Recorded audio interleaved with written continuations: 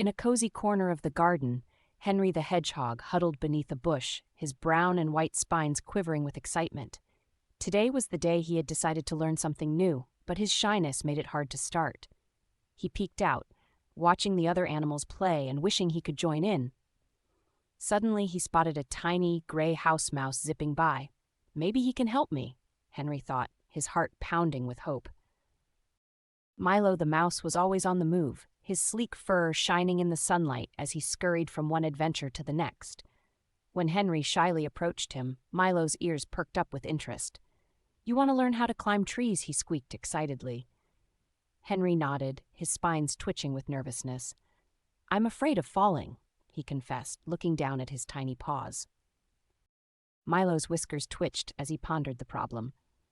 "We'll start small," he declared, leading Henry to a low-hanging branch. "Just try to reach this first." Henry took a deep breath and stretched his legs, but he couldn't quite make it. His spines bristled with frustration. "It's no use," he sighed. "I'm not built for climbing." Undeterred, Milo scurried around the garden gathering twigs and leaves. "Let's build a ladder," he proposed, with a twinkle in his eye. Henry watched in amazement as Milo's tiny paws weaved the materials together. "Climbing isn't just about reaching high," Milo explained. "It's about finding a way up." Henry felt a spark of determination ignite within him.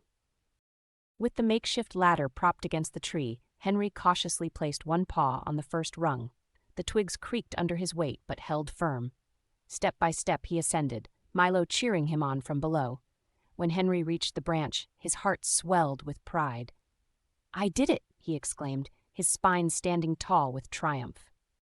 Now that he was up in the tree, Henry faced a new challenge: getting down. He looked at the dizzying drop and felt his spines droop with fear. Milo called up to him. "Don't worry, I've got an idea." The mouse darted off, leaving Henry to wonder what his friend had in mind. He hoped it would be as clever as the ladder. Milo returned with a pile of soft leaves and placed them at the base of the tree. "Jump into these," he instructed. "They'll cushion your fall." Henry hesitated, but trusting Milo, he took a deep breath and leaped. He landed with a soft thump amidst the leaves, unharmed and exhilarated. "That was amazing," he cheered, his spines quivering with delight. With Milo's help, Henry practiced climbing and jumping all afternoon. Each time he climbed a little higher and jumped a little further. The other animals in the garden began to notice, and soon they gathered to watch. Impressed by Henry's bravery and Milo's ingenuity, the two friends beamed with pride, their new bond unbreakable. As the sun began to set, Henry and Milo sat side by side on a high branch, looking out over the garden. "Thank you, Milo," Henry said softly. "I learned more than just climbing today."